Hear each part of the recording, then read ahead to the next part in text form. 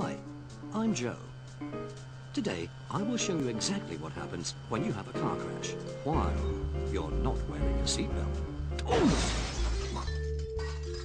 First, the car stops suddenly when it hits the object in front of you.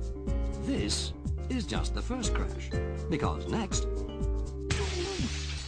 I smash through the windshield with the same speed as the car had before it crashed, and I keep going until I hit something hard, like the road.